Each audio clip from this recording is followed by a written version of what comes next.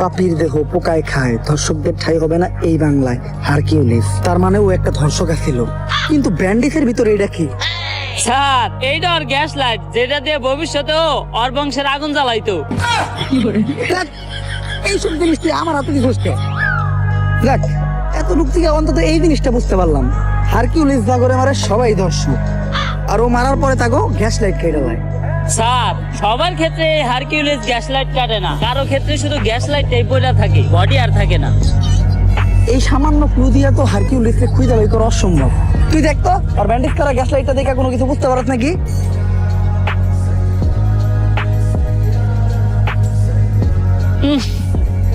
Sir ওর gas light দেখে একটা জিনিসই বুঝতে পারলাম, ওরটা ছোট আর কালা, একবারে আপনারটার মতো।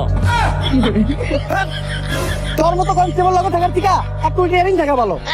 এই কয় মাসে যতগুলো মার্ডার হয়েছে এরকম সবগুলোর একটা ফাইল বানায় আমার কাছে নিয়ে আয়।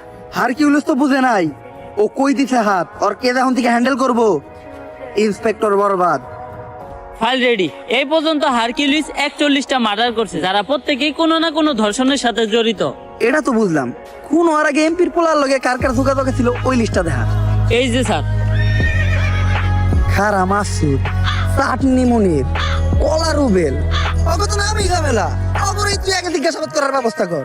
আর লিস্টে আর একজনের নাম আছে নিতু, নাম দেখে মনে হইতেছে এটা মাইয়া, এরা আমি জিজ্ঞাসাবাদ করতেছি। স্যার আপনি আর ভালো হইবেন না, না যা করতেছেন এই জীবনে উপরে গেলে দিবনে। বেশি কথা না কয়ে তুই হুন্ডাটা বাই করার ব্যবস্থা কর। স্যার হন্ডায় তেল নাই। তেল নাই মানে? তুই ইন্সপেক্টর বরবাদের কনস্টেবল, তেল না থাকলে তেল ভর। ঠিক আছে স্যার, 200 টাকা দেন, তেল ভরুম। আইটাই যামু, কারণ ডাক্তার কইছে 28 লিগে ভালো।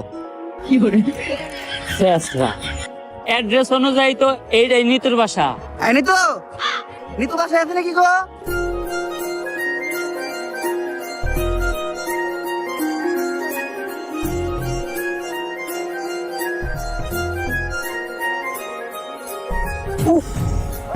আর স্যার কি হয়েছে? বুকে আসছিলেন কে? বুকে ব্যথা নাকি? আরে না দিল্লু, ওর নাম নিতু, ওরে দেখে তৈরি হয়েছে আমার মনে প্রেমের সেতু। স্যার আমরা এনে কেসের ইনভেস্টিগেশন করবার আইছি, সব জায়গায় অন্তত নিজে আসল চরিত্রটা তুইলা ধরেন না।